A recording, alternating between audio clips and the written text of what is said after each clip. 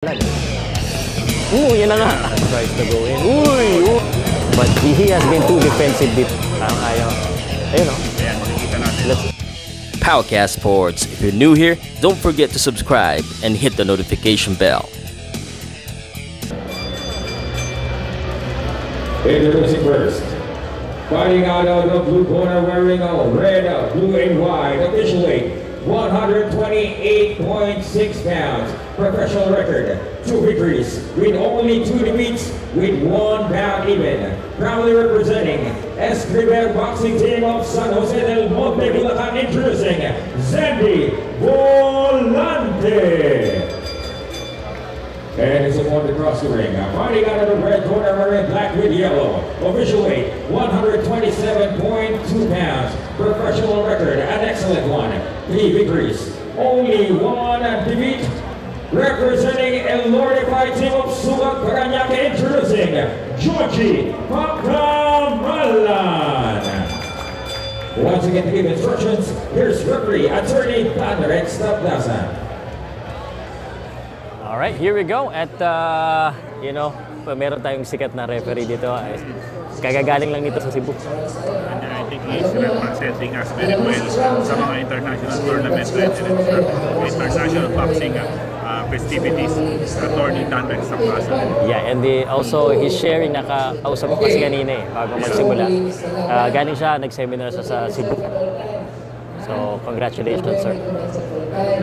Anyway, ang laban na ito, importante syempre yung mga boxer. Georgie Pacamalan at Zandy Volante 3-1-0. Itong si Pacamalan at si Zandy Volante 2-2-1 ang kanyang record. Pareho pa mga bata, 20 and 25 years old.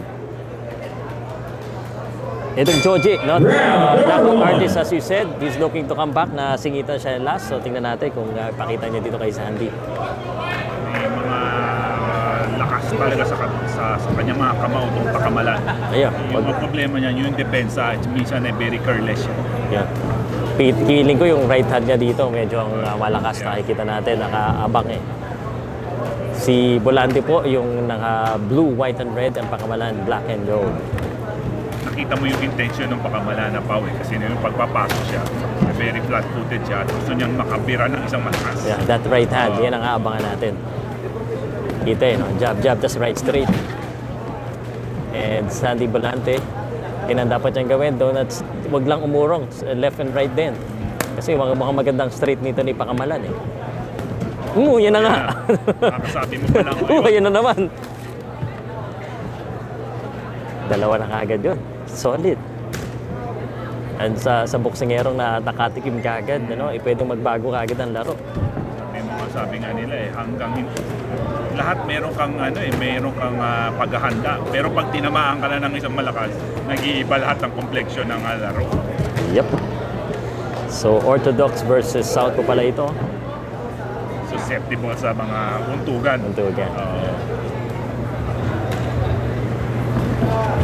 Zandy ang mukhang gumagamit ng ating footwork at the ring. Yan ang strategy kailangan for Pacamalan, who looks like a flat-footed boxer dito sa start of ng laban na to. Yeah, just don't stay in one place. Jab, yan, umikot-ikot nga siya dito.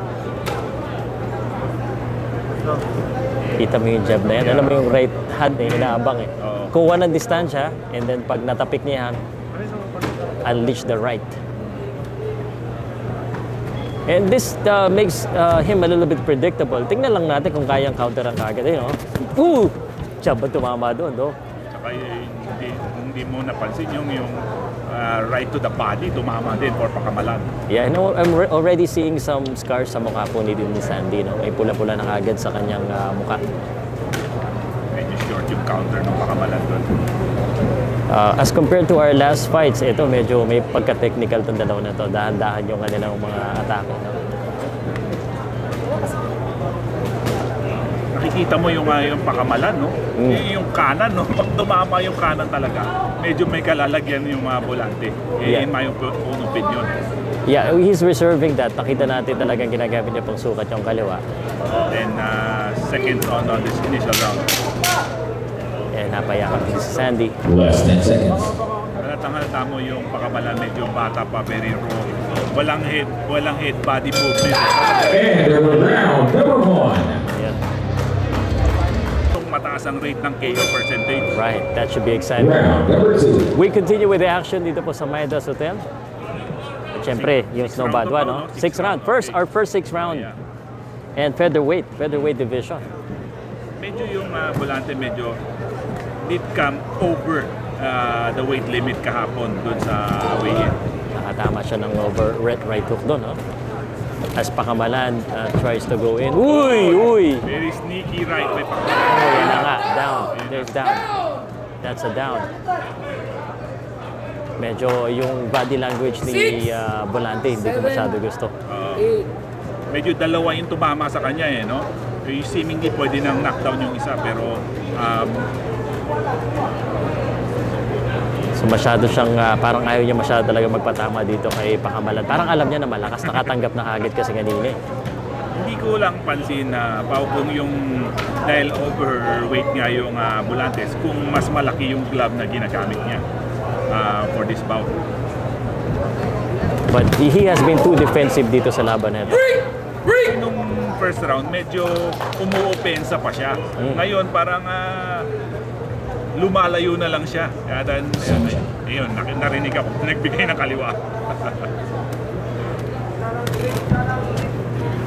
Na buti na ilagay. Again, that body did connect for Pakamalan. You know, the difference here, you know, sa mga nanonood po dyan, Yeah. medyo mas nararamdaman namin yung lakas ng suntok kasi naririnig namin talaga yung mga ano na gloves eh. So kita natin mas malakas talaga yung Pakamalan na patama talaga eh. Kasi yung Volantes has not yet earned the respect of Pakamalan. Kaya papasok pa siya. Kaya pumapasok yung Pakamalan kasi alam niya, kaya niya yung suntok. Naku, yan na. Yan na, kumapit na. Grabe yung... This does not look good for Volante. This is the second time in round number 2. He's a little bit shaky right now.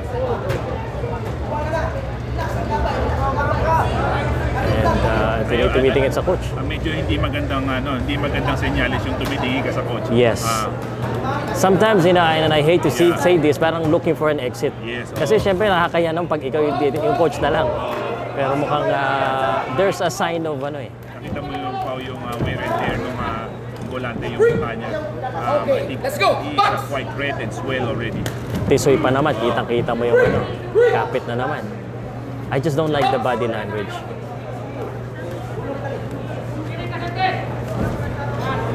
Mas bibilis ka rin sa kanya, pero aggressive pa nga siya ng konti ngayon. Come on, box! Pero like I said, Pakamalan did score 2 knockdowns dito sa round na to. I think he's fighting hurt. Dito, ano. Bang! Oh, wow! Alvin, look at this. You know, Bumaksak na siya doon eh. Bago kung naka-recover yung Volante doon sa dalawang knockdown na na-absorb niya on the round number 2. and I think Pakamalan, nakikita natin yung intention niya na talagang papaksakin eh, no? Finish off. Oo. Yun, nakatama. Yung Volante. He needs to do more of the awkward yung jab na yun, ano? Yung patakbo eh, no? Awkward. I think that's also a sign na talagang malakas sumuntok talaga ito. Ano, medyo ingat si Volante na matamaan. But credit to him, you know, he's fighting brave here. Pakamalan, ayun na naman yung jab. Kita mo, bibitaw niya yung big isang straight dito. Bang! Medyo yung Pakamalan hindi nagja-jab pa ng pound mo. Ang i-set up niya lang talaga yung kanan niya talaga. Yeah, yung jab niya, ginagawa niyang sukat lang. Parang touch lang siya. You know, parang sukat lang. It's not really, there's no intention to really hit. Parang pansukat eh. Yun. Wala na. Nako, injured pa. He's already in a disadvantage. And lakad ka dun sa neutral. delikado na to, brother.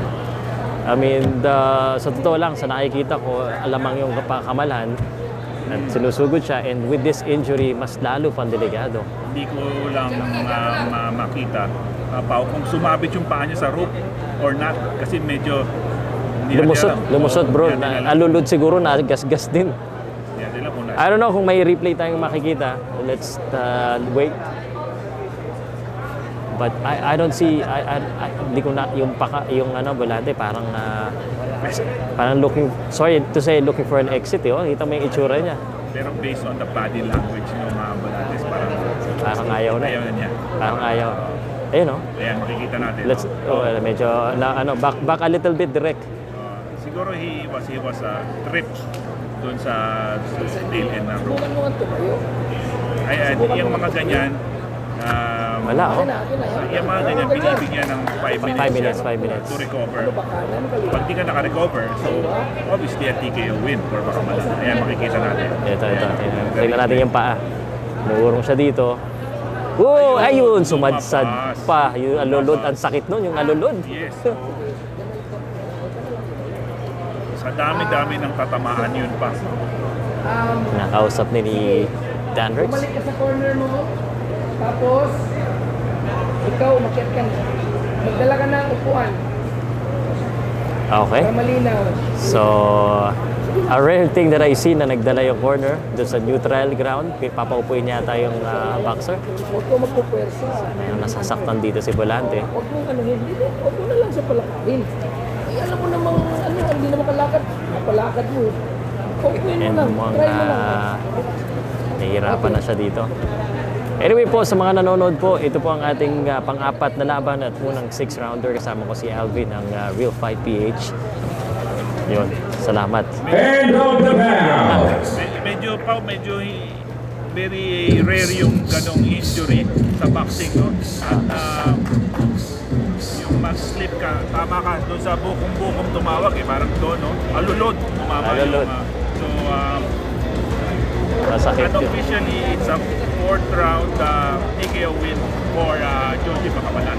Yeah, and hurt pa rin siya hanggang ngayon. Kitang-kita naman natin.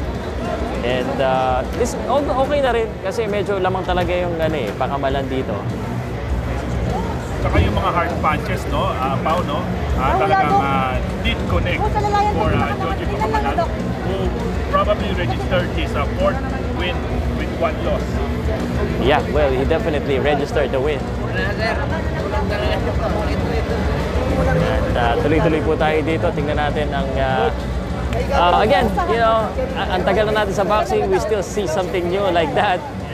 First time ko yung alulod na injury. Nadulas eh. Nakikita na yung mga natutwist yung ankle, pero yung nahulog yung Alalay ko, paa. Char Akmal. Medyo something new. Dito lang yan nangyayari sa CC King promotion, ha? Yeah. Saka sa Buanga Valientes. Alright, so salamat po ulit sa mga nanonood. Shoutout po sa inyo lahat. Please continue to share, like, and comment dito po sa Elorde TV. And marami tayo pang mga boxing fights. Pang ilang pa? 1, 2, 3, 4, 5. Meron pang 5. And then hindi pa kasama yung kay Snow Badua dyan. Special attraction yan mamaya. Yes. Yun ang Ulagyan na sa kayo. abangan ng mga tao. Actually, dalawa yung ating... Your winner, Joji Pakamalan.